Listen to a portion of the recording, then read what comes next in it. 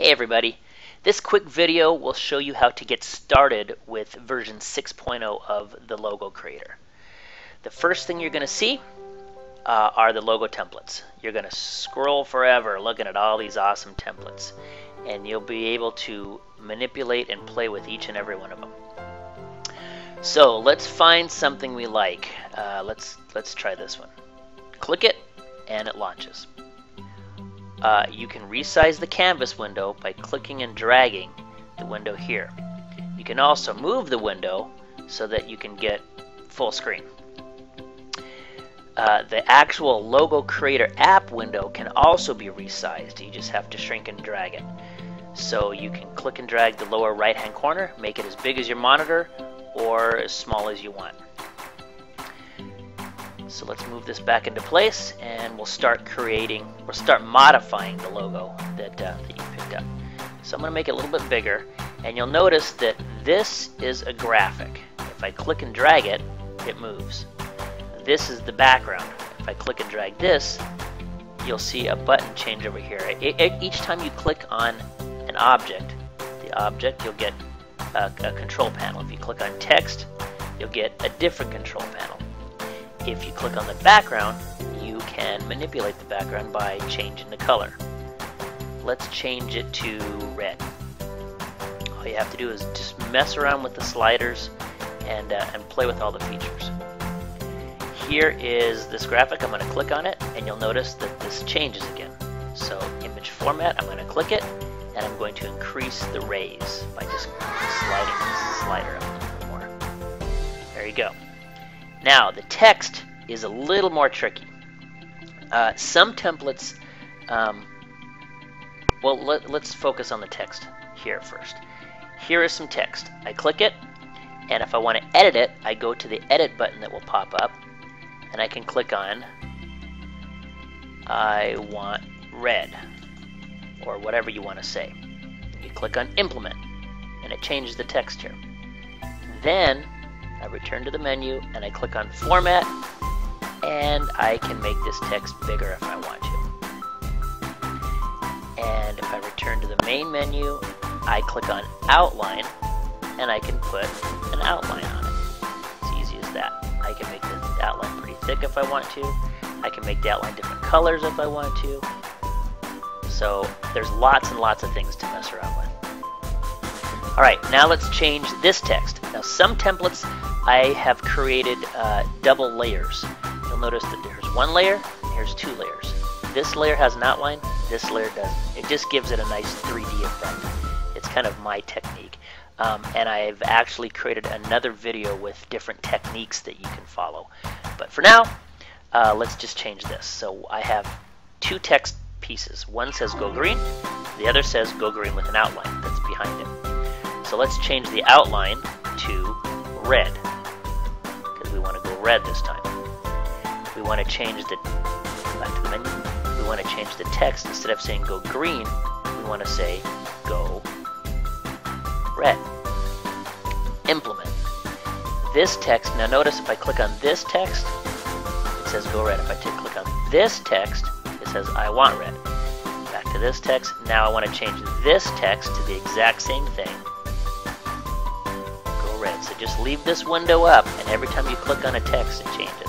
Hit implement, and now this says go red as well. I can move it here, but we still want to change the color. So I'm going to go back to the menu, colorize it. Now you'll notice some different color buttons. There's solid, there's gradient, and there's image. We'll go over image later. Gradient, you simply click on the first color gradient to change it, and the second color gradient to change it. Or you can click on the first color and click and drag to make different colors. So we're going to go red, and this one we're going to go white. And down here, if I click again on the second text, this doesn't change, but the colors are now going for this text piece. So I'm going to change this to red, or whatever I want, and this to white, and there you go. So whatever you want to do. And now we're going to put this over it,